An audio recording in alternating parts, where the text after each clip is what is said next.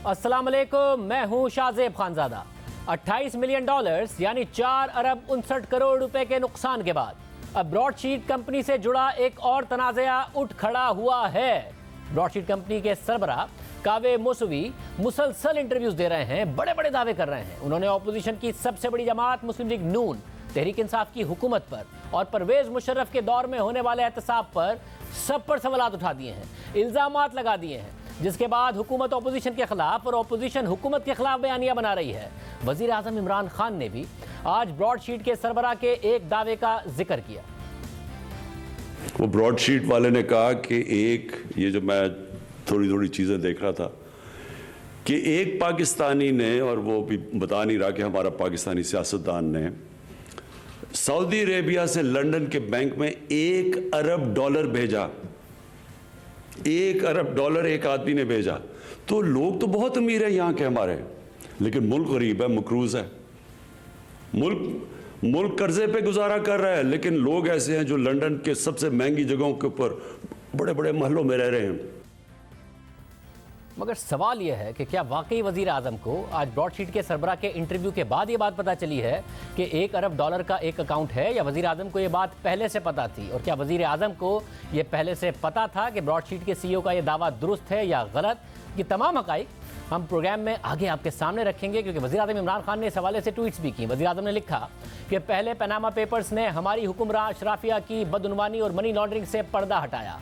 अब ब्रॉडशीट के इंकिशाफात ने एक मरतबा फिर हमारी हुक्मरान अशराफिया की भारी भरकम करप्शन और मनी लॉन्ड्रिंग बेनकाब कर दी है। इन आलमी इंकिशाफात पर यह अशराफिया खुद को विक्टिमाइजेशन कार्ड के पीछे नहीं छुपा सकती। वज़ीर आज़म ने लिखा कि इंकिशाफात तो महज एक झलक हैं।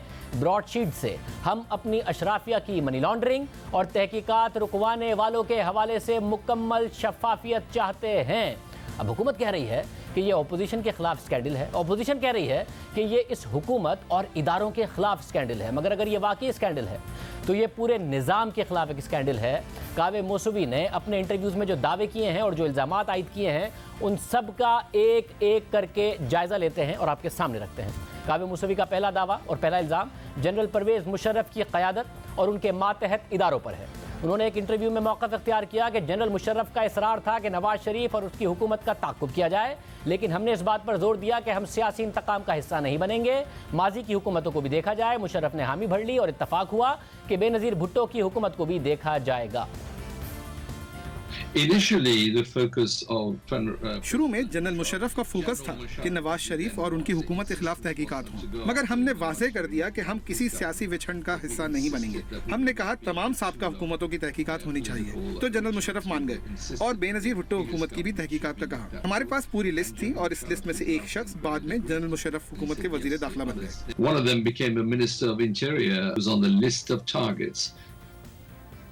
मौसवी ने दावा किया कि लिस्ट में जो टारगेट्स थे, जब उनसे मुताल्लिक मालूमात आना शुरू हुई तो नैब ने कुछ नाम हटाने पर इसरार करना शुरू कर दिया। उनमें से एक नाम ऐसा था जिन्हें बाद में परवेज मुशर्रफ की काबीना में वजीर दाखिला बनाया गया। वो शख्स कौन थे, इस हवाले से भी उन्होंने बताया। नैब ने हमसे कहा कि उनका नाम लिस्ट में से हटा दें, मगर हमने मना कर दिया और उसके कुछ अरसे बाद वो वजीर दाखिला बन गया। ये एक शर्म की बात थी, ये एक फ्रॉड था, ये वो मुनाफिकत थी जो उस वक्त की पाकिस्तान की हुकूमत कर रही थी। वो कौन वजीर दाखिला था जिसके फंड्स अमेरिका में न्यू जर्सी में फ्रीज किए गए थे? वो मिस्टर शेरपाव थे। जैसे ही हमने न्यू जर्सी में मिस्टर शेरपाव के अकाउंट फ्रीज किए, हमने फौरन हुकूमत पाकिस्तान को बताया कि वहाँ की हुकूमत को खत लिखे और कहे कि म्यूचुअल असिस्टेंस के तहत ये लूटी हुई दौलत पाकिस्तान को दी जाए।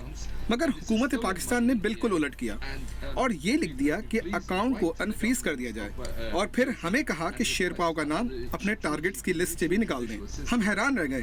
हमने लाखों खर्च करके इस शख्स के अकाउंट्स ढूंढे, फिर फ्रीज करवाए, और जनरल मुशर्रफ की हुकूमत ने बजाय इसके कि इस पैसे को वापस पाकिस्तान लाते, उन अकाउंट्स को अनफ्रीज करके शेरपाव को वजीर बना दिया। अभी ये बहुत संगीन इल्ज़ामात हैं। ब्रॉडशीट के CEO के मुताबिक शेरपाव का नाम उनकी लिस्ट से हटा दिया गया, बाद में उन्हें वजीर दाखिला बना दिया गया। इसी तरह नैब बाज़ नामों को लिस्ट से हटाने की बात करता रहा।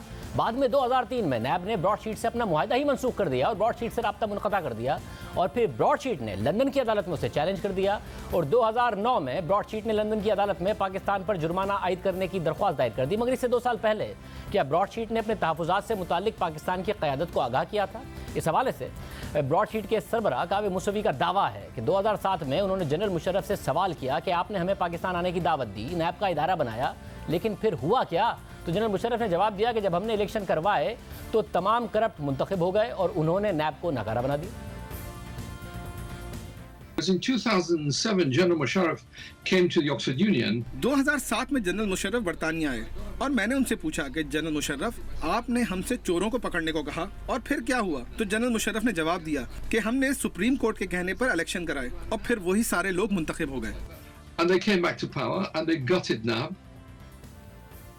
बाद में ब्रॉडशीट को पाकिस्तानी हुकूमत के खिलाफ लंदन की अदालत में फतह हासिल हुई। मुख्तलिफ अपीलों के बाद लंदन की अदालत ने ब्रॉडशीट से यकतरफा तौर पर मुआहदा मनसूख करने पर पाकिस्तानी हुकूमत पर $28 मिलियन का जुर्माना आयद कर दिया। अब अहम बात यह है कि ब्रॉडशीट ने इब्तिदा में पाकिस्तानी हुकूमत पर जुर्माने के लिए लंदन की अदालत से अपील की थी कि वो नवाज शरीफ की लंदन की जायदादों को जब्त करे और जुर्माने के बदले में ब्रॉडशीट को उन्हें फराहम कर दे। मगर जब फैसला आया तो लंदन की अदालत ने पाकिस्तानी हाई कमीशन के अकाउंट में मौजूद रकम को जुर्माने के तौर पर अदा करने के लिए कहा, जिस पर नून लीग ने उसे अपनी फतह के तौर पर पेश किया।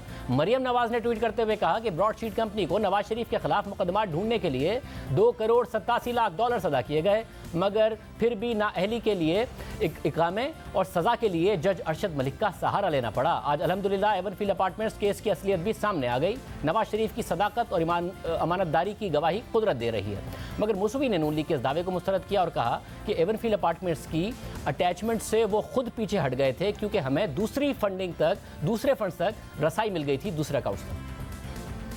The application was withdrawn. We did not. हमने एवनफील्ड अपार्टमेंट्स अटैच करने की एप्लीकेशन इसलिए वापस ली क्योंकि हम उन असासों को अटैच करना चाह रहे थे जो हुकूमत पाकिस्तान की मिल्कियत हैं। पाकिस्तान की एहतसाब अदालत ने यह फैसला दिया था कि ये अपार्टमेंट्स चोरी के पैसे से खरीदे गए थे। हमने उसे सबूत के तौर पर इस्तेमाल करते हुए बरतानिया की हाई कोर्ट के जज के सामने रखा। शरीफ फैमिली का ये कहना है कि इन अपार्टमेंट्स पर अपनी दरख्वास्त वापस देना उनकी मासूमियत का सबूत है, एक साफ झूठ है। हमने दरख्वास्त इसलिए वापस ली क्योंकि हमें पाकिस्तान के यूनाइटेड बैंक में मौजूदा फंड्स का पता चल गया था जो हमने एवनफील्ड अपार्टमेंट्स की जगह अटैच कर दिए। Funds that we frozen at United Bank.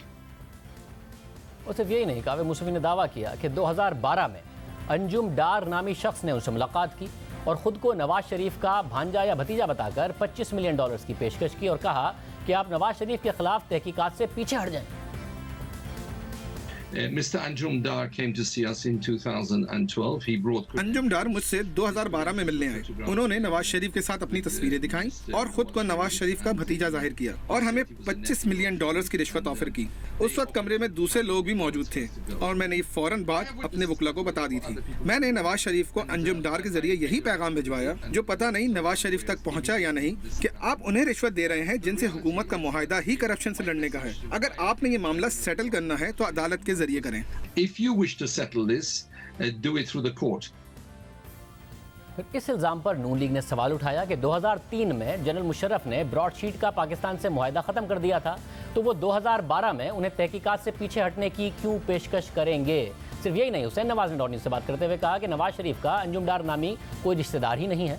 अगर किसी शख्स ने यह दावा किया है तो क्या मूसवी की तहकीकाती कंपनी के लिए ये इतना मुश्किल काम था कि इल्ज़ाम लगाने से पहले वो पता कर लेते कि वो शख्स है कौन। जिसके बाद गुज़िश्ता रोज़ कावे मूसवी ने कहा कि ये एक इल्ज़ाम है, हम कभी नवाज शरीफ के वकला से नहीं मिले, सिर्फ उस शख्स से मिले जिसने खुद को उनके भतीजे के तौर पर जाहिर किया और हमारे सामने मुबैना तौर पर नवाज शरीफ को कॉल की, उर्दू में बात की और मुझे उर्दू नहीं आती। Nawaz Sharif, I have no way मेरे पास कोई तरीक़ाकार नहीं था कि इस बात की तस्दीक करूं कि अंजुम डार का नवाज शरीफ का भतीजा होने का दावा दुरुस्त है या नहीं। उसने मुझे नवाज शरीफ के साथ अपनी तस्वीर दिखाई, फिर उसने मेरे और मेरे साथी के सामने नवाज शरीफ को फ़ोन किया, बल्कि ये कहूँगा कि मुबैना तौर पर नवाज शरीफ को फ़ोन किया और मेरे पास ये जानने का कोई जरिया नहीं है कि वो नवाज शरीफ से ही बात कर रहा था क्योंकि वो उर्दू में बात कर रहा था। शायद मुझे 20 साल में उर्दू सीख लेनी चाहिए थी। शायद अगर नैब मुझसे एक और मुआहिदा करे तो मैं उर्दू सीख लूँगा। This time I will learn Urdu. मगर फिर अंजुम डार के हवाले से आज वज़ीर आज़म के बावजूद खुसूसी बराए एहतसाब शहजाद अकबर ने अपनी प्रेस कॉन्फ्रेंस में दावा कर दिया कि वो मुस्लिम लीग नून जर्मनी का सदर है। जो चीज़ मंजर पे आई है वो वही उसका बयान है ब्रॉडशीट वाले का कि जी एक अंजम डार नामी शख्स ने आके, जिसने अपने आप को भांजा भतीजा नेफ्यू बताता है नवाज शरीफ का, इसको आके रिश्वत देने की कोशिश की। तो आप बड़े खुशी से बगले बजा रहे हैं कि जी वो तो उनका भांजा भतीजा ही नहीं है, वो दूसरा उनका साहबजादा लंदन से नमूदार हुआ, उसने कहा जी हमारा फैमिली ट्री देख लें, हमारा भांजा नहीं है। भाई आपका जर्मनी का प्रेसिडेंट तो है ना PMLN का, कितनी तस्वीरें चाहिए अंजुम डार की मैं आपको दे दूं नवाज शरीफ के साथ। इस मामले की क्या तहकीक नहीं होनी चाहिए? ये मामला था नवाज शरीफ का, मगर कावे मूसवी ने मौजूदा हुकूमत पर भी इल्ज़ामात आयद किए और कहा कि पहले गुज़िश्ता हुकूमत में 2017 में उन्हें एक ऐसे अकाउंट का पता चला जिसमें $1 अरब थे। उन्होंने उस वक्त की हुकूमत को इस हवाले से बताया, मगर कुछ नहीं किया गया। फिर अक्टूबर 2018 में मौजूदा हुकूमत के नुमाइंदे को भी इस हवाले से सबूत दिए, मगर जवाब दिया गया कि इसमें हमारा कट क्या होगा, हिस्सा क्या होगा। In the summer of 2017, 2017 की गर्मियों में हमने हुकूमत पाकिस्तान को एक अकाउंट का बताया जिसमें $1 अरब थे। फिर अक्टूबर 2018 में एक सीनियर पाकिस्तानी ऑफिशियल से मिला और मैंने उन्हें एक अकाउंट के शवाहिद दिए जिसमें $1 अरब थे, मगर उन्होंने कुछ नहीं किया। वो पैसा 2016 की गर्मियों में सऊदी अरब से एक अकाउंट में ट्रांसफर हुआ था। मैंने हुकूमत पाकिस्तान को बताया और उन्होंने कुछ नहीं किया, बल्कि मुझसे अपना कट मांग लिया। what do they say? What's our cut? और वज़ीर आज़म तो आज की तकरीर में कावे मूसवी के इंटरव्यू का हवाला दे रहे हैं, मगर कावे मूसवी कह रहे हैं कि इस हुकूमत के आने के बाद ही इस हुकूमत को $1 अरब का बता दिया गया था, मगर जवाब में उनसे कट मांगा गया। आखिर ये कट किसने मांगा था? कावे मूसवी ने इस बात की वजाहत करते हुए कहा कि वो एक फ़ौजी थे। जब मैंने उनसे सबूत मांगे तो उन्होंने मुझे हमारे इस मुजवज़ा मुआहदे का ड्राफ्ट दिखाया जो हमने हुकूमत पाकिस्तान को भेजा था, जिसमें इस हवाले से बहस चल रही थी कि अगर पाकिस्तान हमें तहकीकात के लिए नया कॉन्ट्रैक्ट देगा तो हम जुर्माने की रकम छोड़ देंगे। मगर उस शख्स से 10 मिनट बात हुई तो उन्होंने कहा कि $1 अरब के अकाउंट से मिलने वाली रकम में से 20% आपको मिलेगा, इसका आधा हमें मिलना चाहिए। The gentleman who came to see me, he was a military man. जो शख्स मेरे पास आया उसने कहा वो मिलिट्री से हैं और अपनी शनाख्त नहीं दे सकते क्योंकि इंटेलिजेंस के लोग अपना नाम नहीं जाहिर करते। मगर मैंने कहा कोई सबूत दिखाइए, तो उसने सबूत के तौर पर नैब के डॉक्यूमेंट्स दिखाए जिसमें वो मुआहदे का ड्राफ्ट भी था जो हमने हुकूमत पाकिस्तान को भेजा था, क्योंकि दरमियान में एक ऐसा वक्त आया था कि हुकूमत पाकिस्तान ने हमसे नए मुआहदे की बात की थी जो हमने भेज दिया था। मगर उस शख्स से 10 मिनट की गुफ्तगू के बाद उसने कहा कि आपको तो इस मुआहदे से $200 मिलियन का फायदा होगा, क्योंकि अगर $1 अरब मिलते हैं तो इसमें 20% का आपको $200 मिलियन मिलेगा। फिर उसने कहा इस $200 मिलियन का आधा हमें मिलना चाहिए। तो मैंने पूछा किसे? तो उसने जवाब दिया जो लोग आपसे ये मुआहदा कर रहे हैं। I said the people who are giving this contract. और उसके बाद उससे थोड़ी देर पहले नदीम मलिक साहब को समा टीवी पर उन्होंने इंटरव्यू दिया, जिसके बाद सवाल पैदा हो रहा है कि वज़ीर आज़म ने कावे मूसवी के इंटरव्यू का हवाला देकर कहा $1 अरब का क्या हुकूमत पाकिस्तान को पहले से पता था? क्योंकि इस इंटरव्यू में उन्होंने बताया कि इस मुलाकात के हवाले से फौरी तौर पर हुकूमत पाकिस्तान को उन्होंने आगाह कर दिया। You have also mentioned that आपके you सामने एक discovered अकाउंट आया जिसमें 2016 में सऊदी अरब से $1 अरब मुंतकिल हुए और आपने उस अकाउंट के बारे में एक फौज के जनरल को और फिर शहजाद अकबर को बताया। वो जनरल कौन था? Who was that general? I don't know. मुझे नहीं पता। मैंने फौरन इस बारे में हुकूमत पाकिस्तान को बता दिया था फौरी तौर पर। उनके पास सबूत के तौर पर हुकूमती दस्तावेजात की कॉपीज मौजूद थी। उन्होंने कहा कि ये ISI का भी ऑपरेशन है, क्योंकि ISI भी जॉइंट इन्वेस्टिगेशन टीम का हिस्सा थी जिसकी रिपोर्ट सुप्रीम कोर्ट में जमा कराई गई थी। मैंने उनकी बात मान ली क्योंकि सबूत के तौर पर उन्होंने जो डॉक्यूमेंट्स दिखाए वो मेरे अपने डॉक्यूमेंट्स थे जो हमने हुकूमत पाकिस्तान को भेजे थे। Copies of my own documents which have been submitted to Pakistan through them. क्या आपने ये मालूमात शहजाद अकबर को भी दी? Shahzad Akbar has that. Shahzad Akbar को ये मालूमात वुकला से मिली होंगी, मैंने नहीं दी, क्योंकि मेरे वुकला ने इस मुलाकात के 15 मिनट के अंदर अंदर पाकिस्तान के वुकला को बता दिया था कि मुझे नए मुआहदे की लालच देकर रिश्वत देने की कोशिश की गई है जिसमें वो अपना हिस्सा भी चाहते थे। मैं फौरन उनसे मीटिंग छोड़कर चला गया। मैंने इस साजिश का हिस्सा बनने से इनकार कर दिया जो बरतानिया में जुर्म है, और फौरन अपने वुकला को बता दिया जिन्होंने हुकूमत पाकिस्तान को एक लंबा और तफसीली खत लिखकर सब बता दिया। और अगर शहजाद अकबर अपना काम ठीक से करते हैं, जिसका मुझे यकीन नहीं है कि वो अपना काम ठीक से करते हैं, तो उन्होंने वो खत जरूर पढ़ा होगा। ये $1 अरब का अकाउंट किसका है? बेहतर है कि आप ये सवाल नैब से पूछें, क्योंकि मैंने ये इतलात नैब को दे दी थी और शायद उन्होंने वो सब कचरे में डाल दिया। तो अगर वज़ीर आज़म इमरान खान को मूसवी के दावे के मुताबिक पहले से इस बात का पता था, क्योंकि हुकूमत पाकिस्तान को उन्होंने फ़ौरन बता दिया था, तो उस $1 अरब का आज तक क्या किया गया और जिसने कट मौसूवी से मांगा उसकी शिकायत भी अगर फौरी कर दी गई थी तो उसके हवाले से क्या किया गया। साथ ही मौसूवी ने हुकूमत पाकिस्तान और वज़ीर आज़म इमरान खान को चैलेंज किया कि वो लंदन की अदालत का फैसला पाकिस्तान के अवाम के सामने रखें। challenge the government of Pakistan.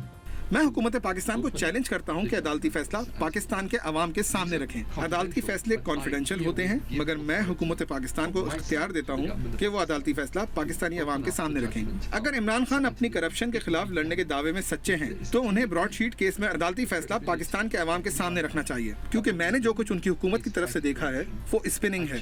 Imran Khan, मैं आपको चैलेंज करता हूँ कि ये सारी कमेटियाँ बनाना और दावे करना छोड़ दें, बल्कि अदालती फैसला पाकिस्तान के अवाम के सामने रखें ताकि पाकिस्तान के अवाम सच जान सकें। Publish the judgment of Sir Anthony Evans. अब ये अहम चैलेंज है और अपनी तरफ से इजाज़त दी है कि जो लंदन अदालत का फैसला है वो अवाम के सामने रखा जाए। साथ ही आज शहजाद अकबर साहब ने भी मीडिया से गुफ्तगू की और उन्होंने कहा कि उन्होंने मुलाकातें ज़रूर की मगर जुर्माने की रकम कम कराने के लिए उनसे मुलाकात की थी। साथ ही उन्होंने मुआहदे की ख्वाहिश का इज़हार किया था, मगर हुकूमत गवर्नमेंट टू गवर्नमेंट ही इस वक्त इन मामलात को परसू करना चाहती है। तमाम केसेस को परसू कर रहे हैं, लेकिन हमें माजी की चीज़ों से सीखना भी चाहिए। किसी प्राइवेट फर्म के साथ असिस्टेंस का काम करना, उसके कुछ और कवायद ज़वाबत होते हैं और गवर्नमेंट टू गवर्नमेंट काम करने में कुछ और होते हैं।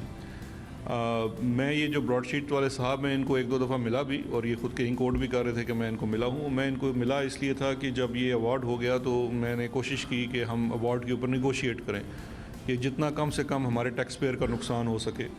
उस वक्त इन्होंने हमें ऑफ़र भी की और कुछ ज़ुबानी बातें भी की कि जी हम आपको असिस्ट कर सकते हैं, अरबों डॉलर्स बाहर पड़े हुए हैं। लेकिन जो हमारा पिछला एक्सपीरियंस रहा था उस बुनियाद के ऊपर अब हमारा ये फ़ैसला यही है कि जहाँ तक मुमकिन हो सके हम गवर्नमेंट टू गवर्नमेंट काम कर रहे हैं।